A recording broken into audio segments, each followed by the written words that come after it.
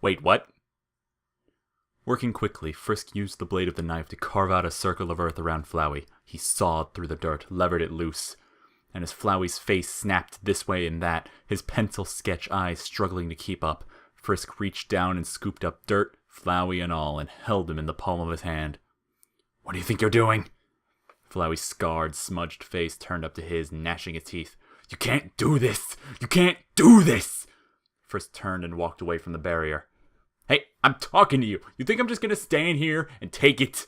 He summoned up all his remaining power and attacked. This resulted in a single white pellet, drifting down toward Frisk's head like a sad snowflake. Frisk didn't even have to dodge. His leisurely stroll was enough to avoid it. Flowey stared, then thrashed in the clod of earth to little avail. "Do you even care about the barrier, you idiot? It's gonna close up again, any second now, and then..."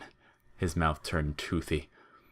"You'll be stuck down here with me, and I'll make you pay for this. I'll kill you. I'll kill everyone. I'll kill everyone you..." Frisk looked down at him and put a finger to his lips. "Shh." Flowey's grin fled. He blinked. He seemed at a loss. Then his smile returned again, thin and sharp. "Oh, I get it. Just killing me isn't enough for you. You want to have some fun with me first, huh?" His face molded itself in Asgore's rotted visage. Maybe you want to get revenge for that worthless king." It smoothed into Frisk's own features. "Or maybe..." The eyes popped open full of darkness. "You're just a lot sicker than you look." Frisk had reached the throne room. The last vestiges of sunlight lay warm on his skin. Birds were singing, flowers were blooming. He looked up at the cave ceiling and still couldn't see the sky. He'd always wondered where that light came from. The stones up there held a quartz-like gleam. It was possible that the sun down here was only a reflection of what came from the surface. The golden flowers grew thick. The air was ripe with their scent. Boy, King Asgore sure did care a lot about these flowers. Definitely more than he cared about his own subjects, am I right? They'll probably be glad he's dead. Flowey's usual twisted chirpiness was coming back, but it was an uphill battle. His gaze still darted this way and that, and his smile wavered around its outline, as though he had to make a serious effort to keep it in the right shape. Frisk could feel roots squirming like worms against his palm. The antechamber and the bridge stood empty. The monsters had dispersed and gone to await news of victory or defeat. Frisk pushed the elevator's call button with the hilt of the knife and stepped in when it arrived. He stood quietly in place with Flowey held out at his side. Flowey kept surreptitiously glancing at Frisk's face for any sign of his intentions. Judging by the way his scowl got a little deeper every time he looked, he wasn't finding much success. Frisk walked down the hall, up the stairs. On the steps, he could see numerous footprints, claw marks, and suspicious stains where the monsters had trooped up and out. Asgore's house stood empty. The only sound was the tick of an unseen clock. "It's a nice place, right?" Flowey observed. "And no one's ever gonna live here again." "Hey, could be worse. If you hadn't killed him, then he would have just lived here, by himself, forever. You know, like she's doing." Frisk carried him to the kitchen and carefully placed the knife on the counter. Then he opened the oven door. Flowey's grin fell so far it almost literally dropped off his face, sliding down to his petals. Whoa, wait, don't do anything crazy." Frisk pulled out the oven rack. "You go all this time without hurting a single person, and now you're gonna do this to me. What is wrong with..." Frisk pulled out the pie tin, replaced the rack, shut the door. He slid the handful of dirt and Flowey into the tin. He put the tin on the counter. He turned on the sink. He washed and dried his hands. He washed and dried the knife. Then he picked up the knife and the pie tin again and left the kitchen. Flowey now appeared to be thinking very hard of something to say. He'd grown himself a brow just so he could crease it. Now the bedroom. Frisk set the pie tin down on the right-hand bed, amongst the menagerie of stuffed animals. He went over to the open box and put the knife back in. He closed the box back up as best he could. "You're putting it back? Why are you putting it back? Do you think someone's gonna come get it? Hey, I'm talking to you!" Flowey was making a game of attempting to rock himself out of the pie tin, but by the looks of it, he was still too weak to do much more than feebly drape his roots over the tin's edge. Frisk imagined that's why he always made sure no one got too close. He was lightning quick so long as he could burrow, but get him off the ground, and he was as immobile as any other flower. Any other flower that could murder you with friendliness pellets. But that was off the table now, too, as another limp attack from Flowey proved. His latest projectile barely scorched the floor. Frisk picked the tin back up, now holding it in both hands so it wouldn't rock around as much. He left the house, took the elevator down to the core. "Okay," Flowey said. "Let's see what you're planning. But you'd better move quick, because..."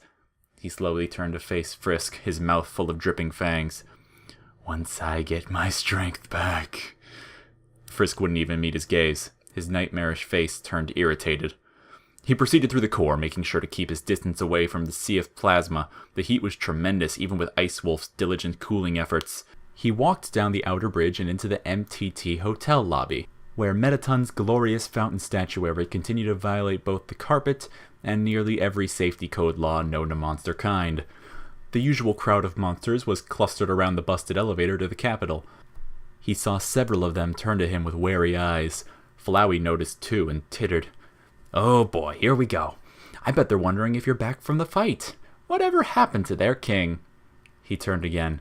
"Well, shall we tell them?" "I'll shout it out as loud as I can if you like. Ready?" Frisk stared down at him, then held out the pie tin to the monsters. Flowey looked at them, then back to Frisk, then back to the monsters. Angry eyebrows appeared on his face. "It's no fun if you're just gonna let me." Frisk sighed and carried him out the front door. The elevator crowd watched them leave. "Well, as a slime, I'm puzzled," said a slime, who was puzzled. He walked down the steps. He waved to O1 and O2, who were, at the moment, practicing their synchronized bouncing. O2 was still a little behind, but not for lack of trying. The nice cream salesman hummed along to the jolly clatter of their armor. O1 and O2 waved back. Even that was in perfect unison. Their symmetrical camaraderie was fearsome to behold. He took the elevator to Hotland's bottom level. Alphys's lab wavered in the blistering air ahead. Flowey's expression turned sly, which was a totally expected emotion to appear on Flowey's face. Slyness on Flowey's face was a biannual vacationer, and it had a timeshare and knew where to find all the best restaurants. "So you're taking me to Dr. Alphys. What, you think she's gonna find a way to keep me trapped?" "You really don't know anything, do you? She's not even..." Frisk headed in the opposite direction. "Oh, never mind." He stopped at the water cooler, poured a cup of water, and then poured the cup into the pie tin. Then he poured another cup for himself, drank, flung the cup into the lava, and continued on. He avoided glancing at Flowey's face during all this. He didn't miss much. Flowey was running out of ways to express bewilderment. Outside Hotland, the enormous marquee sign stained them both blood red. Frisk's footsteps echoed at an even pace. Flowey craned his head this way and that. "This is where you fought Undyne, isn't it? And then you made friends with her. And then you burned down her house. And then you killed her boss." He smirked. "I wonder if she'll still want to be friends when she finds out you took away her home and her job. Maybe she could stay with Alphys. Oh, but wait, she was the royal scientist, wasn't she? So now she's got no job either. Wow, you ruined so many people's lives in just one day." Frisk kept walking. "Stop ignoring me." The damp, cool air of Waterfall was soothing after the sizzling atmosphere of Hotland and the core. Water trickled down the walls, dripped from the ceiling, seeped up from unseen cracks in the floor. It all made its own quiet music, a distant pattern, a liquid rhythm. On one loop, Sans had told him something, that the water down here was so suffused with magic runoff that it actually ran uphill, falling down and then flowing back up against gravity, forever cycling through unseen capillaries in the stony flesh of Mount Ebot. The ceaseless rain in the marsh's center wasn't really rain, but the water from the marshes themselves crawling up to the cavern, only to fall back down again. It felt like a taunt. Another reminder that time here always stood still. Not even their water was allowed to move on. His shoes squelched through the tunnel where the memory flowers bent low, perpetually whispering their passing conversations. At least one voice sounded like someone he knew. "Someday I'd like to climb this mountain we're all buried under, standing under the sky, looking at the world all around. And that's my wish." "Hey, come on, you said you wouldn't laugh." Sorry, it's just funny." That's my wish too. He stood and waited until the conversation was done. Flowey spoke again, his voice unusually hushed. Can we go somewhere else, please? He walked past the plaques bearing the sordid history of the war, past the waterfalls that held his reflection. He maneuvered through the mushroom cavern, tapping each mushroom to refresh its cool blue bioluminescence as the room fell dark. Each time the light flared, Flowey had made a new, horrifying face, Toriel half melted with bone exposed, a shifting mass of vegetable meat bearing remnants of everyone he knew, dripping fangs open wide and ready to close on his throat. After the third complete failure to get a reaction, he settled on a sulky pout for the rest of the trip. They stepped back out into the light. In the distance was a joyful chorus of, Hoy, I'm Temmie. Flowey swiveled up his Frisk, his expression haunted. Frisk shook his head. Flowey looked relieved. They approached another crossroads. To the right, Frisk could hear Gerson tidying up his shop. He occasionally went, wah, for no reason at all. He was a fascinating character. What, so that's where you're taking me? You think the so-called Hammer of Justice is going to keep me in line? What a joke! Even the king had more of a spine than he did. That old fool's only accomplishment is living so long that everyone forgot what a failure he was. His face warped into a turtle's twisted beak. All I have to do is wait until his back is turned. And then... Frisk headed in the opposite direction. Alright, quit messing with me. Where are we going? Down the steps, where the river person hunched over their vessel. Their hooded head turned to Frisk when they saw him approach. Tra-la-la. There you are. I was starting to think you wouldn't show. The river person had a voice like a bass beat. Pleasant and musical in its way, but hard to place. Frisk hopped on board and sat down with the pie tin in his lap. He waved. The river person did not wave back, but that wasn't their fault. It was still a bit of a mystery how many limbs they actually had under that cloak. So, shall we go where you requested? Frisk nodded. The river person faced forward. Then we're off. Tra-la-la. The boat rocked away from the stones, then glided down the underwater river. The trip, as always, was a smooth one. Soft blue light seeped in from crystal deposits in the walls, from the funnels of magically charged water. Frisk idly drummed on the edges of the pie tin. Flowey snapped at him to cut it out. Frisk stopped drumming. Tra-la-la. Think of something beautiful really hard, and maybe you will see it tomorrow. Then, a diversion. The boat jerked in the water and headed down a side tunnel far more cramped than the main river. The river person had to hunch a bit as they sailed through the darkness. These waters are unfamiliar and quite turbulent. Do be safe. They exited into the marshlands where the concentrations of magic were especially high. The water shimmered cobalt, and every ripple sent up motes of light like fireflies. It was as though they were sailing through a field of stars. Frisk's face glowed as he took in the sight. Flowey looked extraordinarily bored. The boat came to rest on a mud bank. Frisk stood up and waved goodbye. Until next time, tra-la-la. He hopped off and carried Flowey through the marsh and into the canal where Onion-san dwelled. Onion-san rose from the water, smiling.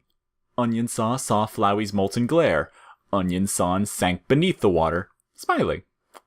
Past Shiren's makeshift concert hall, avoiding Undyne's dastardly piano puzzle, and at last he found himself in front of that strange horned statue, hunched and huddled under the umbrella Frisk had placed in its hand. The music box secreted in its base played without end. Now Frisk remembered. This was the melody Toriel would hum after teaching him. He stood with Flowey close to his chest, listening to the song patter out its notes like raindrops. You know, Flowey said thoughtfully, I'm feeling much better. Vines burst from the pie tin and coiled around Frisk like snakes. They squeezed his chest tight enough to make his ribs groan. They cut an angry red rash across his throat. They seized his arms and lifted the pie tin up to his face. Flowey's head inflated into a grin with teeth like tombstones. Frisk showed no change of expression whatsoever, not even when white pellets popped out of the air and encircled his neck, ready to close in. I want to make a bet, Flowey said. He swayed in the tin like a cobra. I bet that if I kill you really super quick, I can grab your soul before you even get a chance to reset. Then I can head up to the surface and have all the fun I want. I'll even be real nice and only kill you once. I've done it plenty of times today already, don't you think? He leaned in even closer. It smelled like dirt and decaying vegetables. Of course, I'll pay a visit to all your friends before I leave. And before they die, I'll let them know that it's your fault. Then do it. Flowey almost flinched. Frisk's words were toneless and low. Maybe, Frisk added. You've done it already? Flowey's mouth twitched. You can't fool me. I'm not affected by your resets, remember? I don't forget anything. You're right. You don't. The vine around Frisk's throat squeezed tighter, but the words kept coming anyway. Not unless I'm trying really hard. It doesn't work that way. Frisk said nothing more. He turned his attention back to the statue. The music box's song filled the silence between them. After a long moment, the vines loosened, uncoiled, and retracted into the pie tin. Flowey's entire body seemed to shrink. Just tell me where we're going already, he muttered. Not much further. Down the tunnel was the bucket of umbrellas. Frisk took one as the sign politely requested, fumbled with it one-handed, and eventually popped it open. He continued into the center of Waterfall where the rain fell. To the best of his knowledge, this was the only place in the underground where it rained. The ceiling overhead was so seamed, cracked, and pitted that those hidden rivers streaming through Ebot seeped out, and the result was an unceasing drizzle that bubbled around the stones like a secret before the water was sapped back into the mountain to begin its journey all over again. Frisk's every footstep created small ripples in the film of water on the ground. Flowey practiced his faces in every puddle they passed. The reeds in the surrounding mud bent over the path like eavesdroppers. He stepped out into the central cavern, where the thick, dark mud stretched all the way into Hotland. If you had the nerve to actually brave that murky land, Frisk had never dared, he was just too short. You'd find the ground gradually turning hard and cracked, as the magma crept closer and baked it into pottery.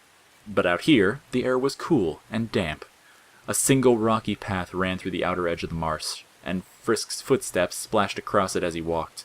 Small ponds rippled and heaved in the swamp, making it look like the whole cavern was taking slow, shallow breaths. Overhead, the crystals embedded in the ceiling sparkled like an overturned jewel box, the closest thing to a starry sky the monsters had ever seen, their positions forever unchanging. Asgore's castle glittered in the darkness at the far edge of the cavern, the silky light here turning all of its turrets sapphire. Frisk set Flowey down and sat at the edge of the path, his shoes hanging over the swamp. He winced a little as cold water seeped through his shorts. He kept the umbrella held over them both. That's it? Flowey looked around. That's it? Why here? I like it here, Frisk said. He stared out at the castle. I came here with a friend once. What, that armless freak with the crush on Undyne? That's right. Do you know their name? I never ask. Yeah, I do. And I'm not telling you. Okay. Flowey's face warped in rage once more. Then he looked back at the view, the castle in the distance, the points of light overhead, and little by little he arranged himself into a more neutral shape. I'm not impressed, he said.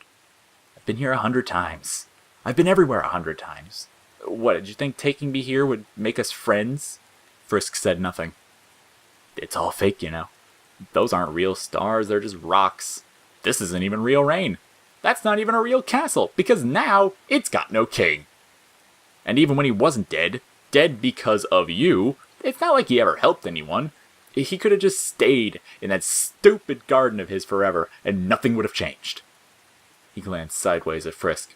You know, it seems to me that you've got this entire place down by heart already.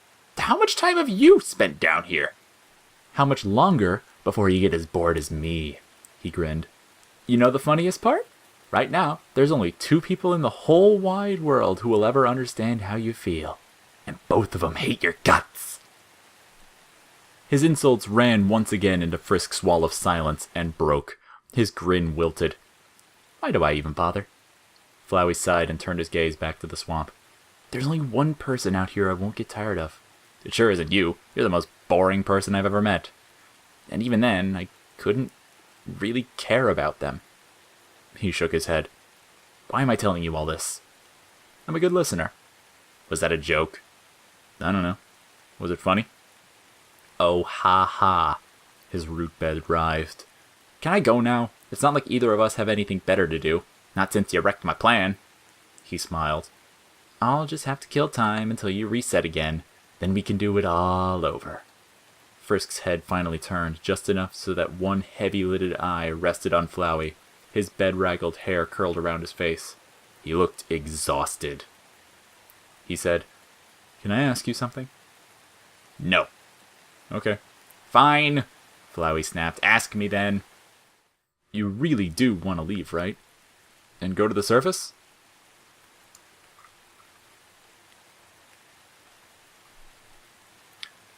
Flowey's face reverted back to its most basic shape, straight-line mouth, two-dot eyes, possibly because he was too dumbstruck to attempt anything more complex. That, he said slowly, is the single stupidest thing I've heard anyone say ever. What the hell do you think? I didn't steal all those souls and kill you over and over again for fun. He paused, then smiled. Not just for fun. So if I found a way to break the barrier without hurting anyone and leave with all the monsters, would you come with me? For a long time, the only sound was the gossip of the rain. There's no way to do that anymore, Flowey said. Not without the souls. You know better. Frisk's eye bored through him. I could, if I wanted to. Flowey blinked. For a moment, his expression seemed almost wistful. That voice, kind of reminds me of someone. Then he shook his head, stiffened his stem in rage. You don't understand anything about me. You can't just toy with me like you did with all the other idiots down here. I'm better than them. His eyes turned sunken, his mouth grew fangs. You get to see what they were really like, if they could just remember what I did. Do you have any idea how many times I've messed with all of them? Do you have any idea how many times I've killed all of them? Every single one, again and again.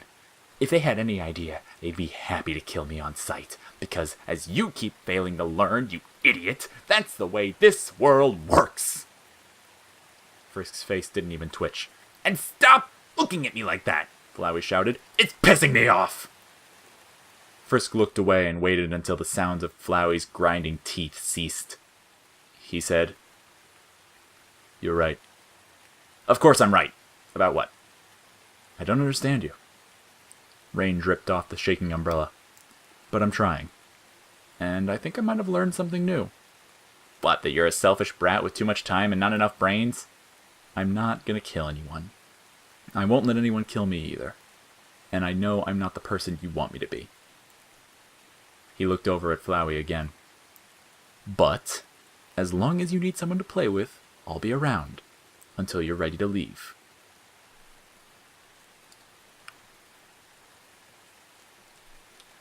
Flowey shrank back from his gaze. He huddled in the pie tin, his features shifted like fog. Why? The rain whispered. Why are you being so nice to me? Frisk remained motionless for a while, then inch by inch, he transferred the umbrella to his other hand and rooted around in his pockets. There was a crinkling of paper. He withdrew the picture he had drawn of Asriel, unfolded it, and held it up in front of Flowey. Flowey stared at the picture. He tilted his head. His expression turned confused. Then, gradually, his features softened. He leaned in closer to the picture, his head crafting itself into Asriel's smiling face. Frisk started to smile, too. His cheeks hurt a little from the effort. That was when Flowey's head jerked up to meet his grin feral and his eyes two burning holes. Pellets encircled Frisk's wrist and snapped shut like handcuffs. He cried out in pain and dropped both the umbrella and the picture. As the umbrella rolled away and he nursed his burning skin, Flowey howled with laughter into the air and fired bullet after bullet into the paper until it was nothing more than sodden scraps. Indistinct, transparent, washed away, already gone. You idiots, he cackled. That's what this is all about. Him? Did she tell you about him when she was tucking you in at night? That'd make for one sad bedtime story. Frisk looked down at his shuddering hands. His wrists were covered in angry red welts. I bet she did. You must have reminded her of him in so many ways. But hey, You want to know how that story ends? The minute he poked his head out into the real world, he got exactly what he deserved. He died all by himself, in the dark, crying out for anyone to come and save him. Flowey's whole face blackened and his voice dropped into a grinding rasp. But nobody came. So keep that in mind the next time you trot out your worthless, useless, pathetic sympathy act. With expert timing and precision, an especially fat raindrop had fallen down and hit Flowey right in the eye. His wicked expression fled, and he shook his head back and forth, trying to shake the water out. Already his petals were drenched and the pie tin was overflowing. Frisk looked up from his injuries. He reached out for the umbrella, and though his burned hand screamed from the effort, held it over Flowey, keeping him dry. Flowey looked over at Frisk, eyes hollow. He sagged. I can't understand you at all. Frisk kept his distance now. He was outside the umbrella's radius, and rainwater turned his hair into a ragged mass of brown clumps that clung to his face like river silt. Flowey looked lost in thought. Sorry for ruining your picture, he said. I got a little carried away. Frisk stared out over the water. I can make it up to you, if you want. Hey, what if I told you I knew some way to get you a better ending? Frisk's hand tightened on the umbrella's handle despite the pain. Flowey didn't seem to notice. He kept talking. You'll have to load your save file and, well, in the meantime, why don't you go see Dr. Alphys? It seemed like you could have been better friends. He looked hopeful. Who knows? Maybe she's got the key to your happiness. Frisk set the umbrella down. He picked up the pie tin and tilted it so Flowey and his clod of dirt slid out. Flowey's roots dug into solid stone. He wriggled in place as though he was trying to get cozy. He smiled wide at Frisk. See you soon, he said, and disappeared into the earth. Frisk didn't bother picking up the umbrella again. He looked out at the swamp, hands in his lap, water coursing silently down his face. He didn't look at the false stars. He made no wishes. He stayed there for a long time, and all the while the rain kept falling at the same pace, in the same places, as it always would and always had before. Again.